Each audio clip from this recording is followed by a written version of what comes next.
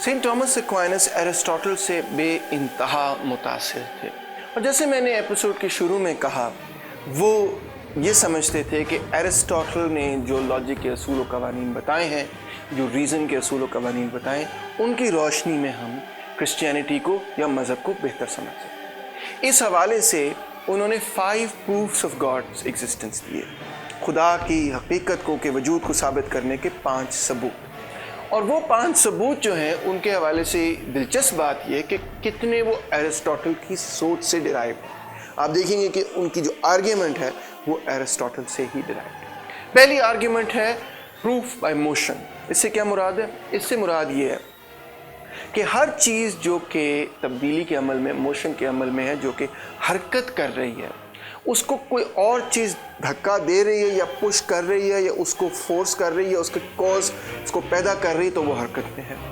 अगर हम इस मोशन के असूल व कवानीन पे पीछे चले जाए, इन्फिनिटली पीछे चले जाए, तो कोई ना कोई हमें ऐसी चीज़ मिलेगी जो कि अनमूव्ड मूवर है। आपको याद होगा कि ये आर्ग्यूमेंट एक्वाइनस की नहीं, ये आर्ग्यूमेंट एरिस्टोटल की है, अनमूव्ड मूवर। तो वो अनमूव्ड मूवर क्या है? एक्वाइनस कहते हैं, सादा सी बात है कि वो अनमूव्ड मूवर खुदा ताला ही है। दूसरा प्रूफ है प्रूफ थ्रू कॉजेशन। वो क्या है कि हर जो भी चीज़ इस दुनिया के अंदर हो रही है, जो भी असर आपको नज़र आ रहा है, जो भी इफ़ेक्ट आपको नज़र आ रहा है, उसके पीछे कोई ना कोई वजह है, यानी उसके पीछे कोई ना कोई कॉज है। Cause and effect. अब अगर हम देखें कि कॉज एक इफ़ेक्ट पैदा कर रहा है, उस कॉज को भी किसी चीज़ ने पैदा किया और उस कॉज को भी किसी और चीज़ ने पैदा की। अगर इस तरह से हम पीछे चले जाएं, इन्फिनिटी तक चले जाएं, तो जो पहला कॉज है एक्वाइनस हमें बताते हैं, वो क्या है? वो सिर्फ खुदा है। अगर आप इब्न सीना के एपिसोड पे वापस जाएं तो आपको याद होगा कि इब्न सीना ने एरिस्टोटल के तसव्वुर को इस्तेमाल किया खुदा ताला को प्रूफ करने के लिए, और तकरीबन वही प्रूफ हमें जो है वो सेंट थॉमस एक्वाइनस में भी मिलता है। वो क्या कि 3 चीज़ें हो सकती हैं। एक वो चीज़ें जो कि नेसेसरी हैं, जो कि लाजिम हैं, एक वो चीज़ें जो कंटिंजेंट हैं, जो कि पैदा हो सकती हैं, और एक वो चीज़ें जो कि पैदा हो चुकी हैं। तो अब इन 3 चीज़ों के हवाले से नेसेसरी बीइंग, आपको याद है कि इब्न सीना ने कहा वो तो दैट इज़ गॉड, मगर इससे ज़्यादा अहम बात ये कि कंटिंजेंट चीज़ जो है, जो मुमकिन चीज़ है, वो कब असलियत में तब्दील होती है, वो क्यों कर असलियत में तब्दील होती है, और उसके पीछे कॉज क्या होती है कि वो चीज़ जो मुमकिन हो वो असल में कायम हो जाए। तो इसके पीछे सिर्फ खुदा ताला हो सकती है। यही प्रूफ इब्न सीना के अंदर भी पाएंगे आप, और यही प्रूफ आपको सेंट थॉमस एक्वाइनस में मिलता है। चौथा प्रूफ है प्रूफ बाय ग्रेडेशन, जिससे सेंट थॉमस एक्वाइनस की मुराद ये थी कि अगर हम चीज़ों को देखें कि कौन सी चीज़ बेहतर है दूसरे से, उससे बेहतर क्या है, उससे बेहतर क्या है, तो हम ये देखते हैं कि हम फ़र्ज़ करें कि एक चीज़ है वो अच्छी है, उससे एक और बेहतर चीज़ है, उससे एक और बेहतर चीज़ है, उससे एक और बेहतर चीज़ है। अगर हम इस तसव्वुर को इन्फिनिटी तक ले जाएं, उस हद तक ले जाएं कि जिस हद तक वो जाती, तो कोई ना कोई ऐसी चीज़ होगी जो कि एब्सोल्यूट परफेक्शन होगी, जिससे बेहतर कोई चीज़ हो नहीं सकती, और उसी के पैमाने में बाकी तमाम चीज़ों को आप मेजर कर सकते हैं कि ये उस परफेक्शन के कितने करीब है, कितनी दूर है। और वो एब्सोल्यूट परफेक्शन क्या है? वो सिर्फ और सिर्फ खुदा है। और 5वां प्रूफ एक्वाइनस ने दिया प्रूफ बाय डिज़ाइन। वो क्या है कि जिस तरह ग्रीक्स हमें बताते हैं कि हर चीज़ किसी ना किसी मकसद के लिए बनी, जिसको हम टेलियोलॉजी कहते हैं, हर चीज़ किसी ना किसी पाथ को फॉलो कर रही जिसके लिए वो डिज़ाइंड है। इसी तरह ये कायनात जो है ये भी डिज़ाइंड है, और ये भी किसी ना किसी पाथ को फॉलो कर रही। और वो क्या पाथ है कि जिसको फॉलो कर रही, वो पाथ बनाने वाला कौन है, वो डिज़ाइन बनाने वाला कौन है, वो डायरेक्ट करने वाला, इस दुनिया को हरकत में लाकर एक किसी सिमत चलाने वाला कौन है, वो सिर्फ और सिर्फ खुदा ही है। सेंट थॉमस एक्वाइनस हमें बताते हैं कि खुदा ताला की 5 सिफतें हैं, प्रॉपर्टीज़ हैं, जिसमें सबसे अहम और सबसे पहले सिफत ये है कि गॉड इज़ वन, खुदा ताला एक है। और आप देखेंगे कि बाकी 4 सिफतें भी इसी में से निकलती हैं। सेंट थॉमस एक्वाइनस जिन सिफतों का बयान करते हैं वो क्या है?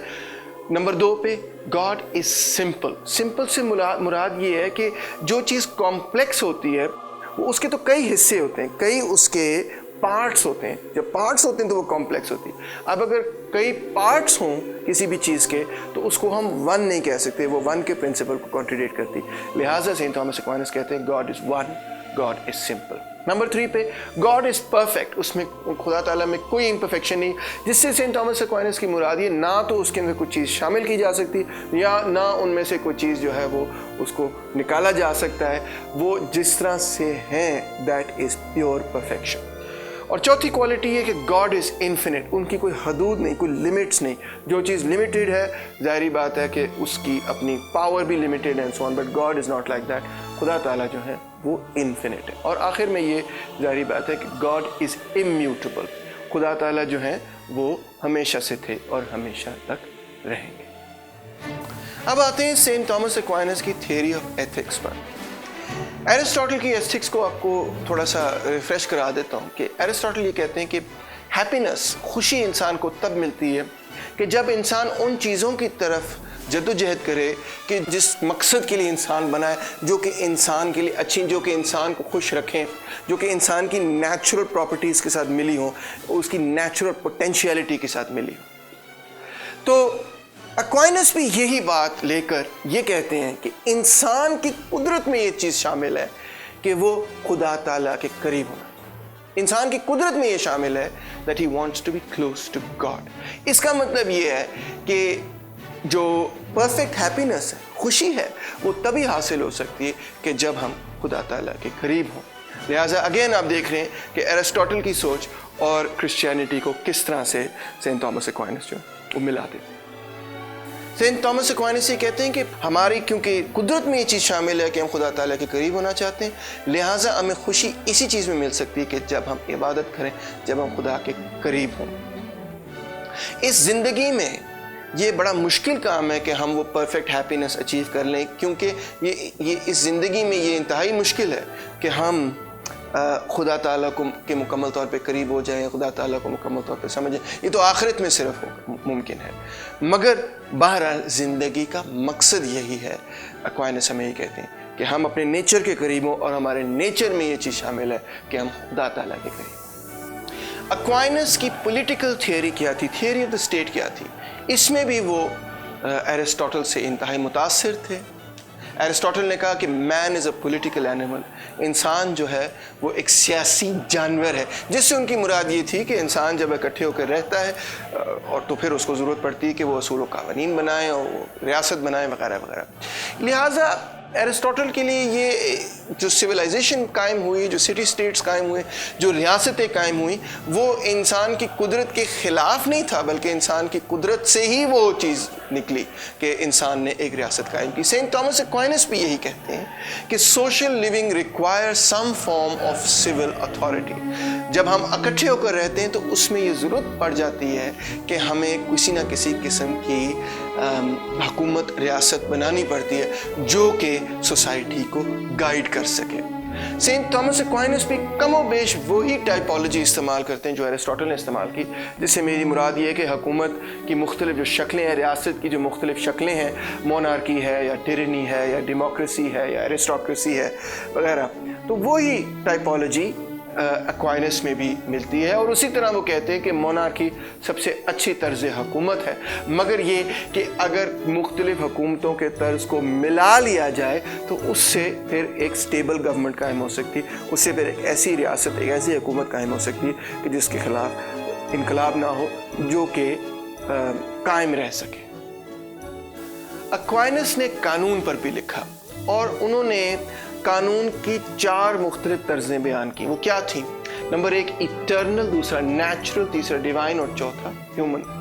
क्या है इससे मुराद? इटर्नल लॉ वो बुनियादी रीज़न ऑफ गॉड है जो कि इस पूरी कायनात को कायम करता है। नेचुरल लॉ क्या है? वो कुदरती कानून जो स्टोइक फिलॉसफी में भी जिसकी बात हुई थी नेचुरल लॉ की, वही बुनियादी फ़लसफ़ा। डिवाइन लॉ क्या है? वो कानून, वो असूल व क़वानीन जो हमें किताबों में मिलते हैं, जो कि नाज़िल हैं। और आखिर में ह्यूमन लॉ क्या है? हमारी अपनी इंटरप्रिटेशन, हमारी सोच और समझ के वो इटर्नल लॉ क्या है, नेचुरल लॉ क्या है या डिवाइन लॉ क्या है। जब ये 4 चीज़ें, एक्वाइनस कहता है, जब ये 4 चीज़ें हार्मनी में हों, यानी कि जब हमारी अंडरस्टैंडिंग, इंटरप्रिटेशन नेचुरल लॉ की डिवाइन लॉ के साथ और इटर्नल लॉ के साथ मिलती हो, तो फिर जाके एक समाज के अंदर एक जस्ट सोसाइटी कायम हो सकती है, एक हारमोनियस सोसाइटी कायम हो सकती है। एक्वाइनस अगस्टिन की जस्ट वॉर थियरी को भी मज़ीद आगे डेवलप करते हैं। वो ये कहते हैं कि जस्ट वॉर, सबसे पहली बात जो कि सबसे सादा है, वो ही है कि जो कि किसी इंसाफ के असूल पर मबनी हो। दूसरी बात ये कि वो जंग जस्ट होगी कि जिसको कोई अथॉरिटी कमांड करे। और तीसरी बात ये कि उस जंग का हमेशा मकसद जो है आखिर में यही होना चाहिए कि वो अमन कायम करे, और अमन का असूल जो है वो उस जंग का बुनियादी असूल अगर हो तो फिर कभी भी हम अपने दुश्मन के ख़िलाफ़ भी डिसप्रपोर्शनेट यूज़ ऑफ वायलेंस नहीं करेंगे, यानी कि हम अपने दुश्मन के ख़िलाफ़ कभी भी कोई जुल्म नहीं करेंगे।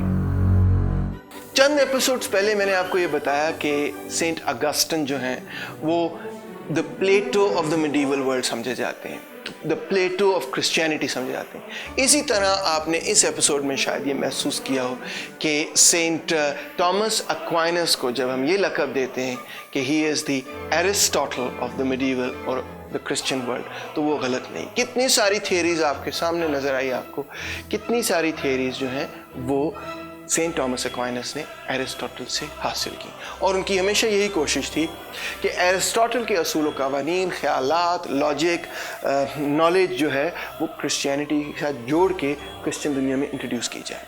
और मैं समझता हूँ कि बल्कि तारीख़ दान तमाम ये समझते हैं कि एरिस्टोटल को मकबूल बनाने में सेंट थॉमस एक्वाइनस का एक बुनियादी किरदार था, और यही वजह थी कि उनके जो ख़यालात थे वो रोमन कैथोलिक चर्च की ऑफिशियल डॉक्ट्रिन्स बन गए, यानी उनका ऑफिशियल नुक्ता नज़र जो है वो सेंट थॉमस एक्वाइनस से ही डिराइव था।